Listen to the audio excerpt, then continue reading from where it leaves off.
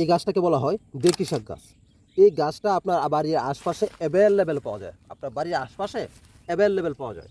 যাদের রাতের জ্বর আছে, যেটাকে বলা হয় চুরাই জ্বর, রাত্রেবেলা জ্বর আসে, দিনের বেলা দেখবেন যে ভালো, এই ধরনের সমস্যা যাদের আছে তারা কি করবেন, এই গাছটাকে আপনি শনিবার অথবা মঙ্গলবার আপনি বিকালবেলা, সকালবেলা না বিকালবেলা তুলবেন, আপনি একটানে এক নিঃশ্বাসে আপনি এই গাছটা তুলবেন।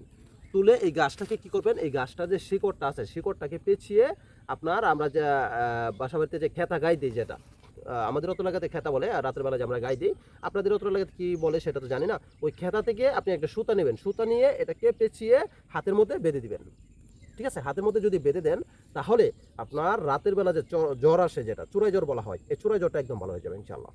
আপনি বিভিন্ন জায়গা থেকে ওষুধ খাচ্ছেন কিন্তু কাজ হচ্ছে না, তাদেরকে রিকোয়েস্ট করব এই দেকি শাকের যে মোতাটা আছে সেটা তুলে আপনি সুতা দিয়ে বেঁধে আপনি হাতে বেঁধে দিবেন, তাহলে যত পুরনো চোরাই জ্বরে থাক না কেন এটা সম্পূর্ণ ভালো হয়ে যাবে ইনশাল্লাহ। অবশ্যই ফ্রেন্ডস, আপনি যদি এই ধরনের নিত্য নতুন ভিডিও পেতে চান তাহলে অবশ্যই পেজে ফলো দিয়ে রাখুন এবং ভিডিওটা একটু শেয়ার করে দিন, অন্যরাও দেখে যেন সহজে এই সমস্যাটা সমাধান করতে পারে।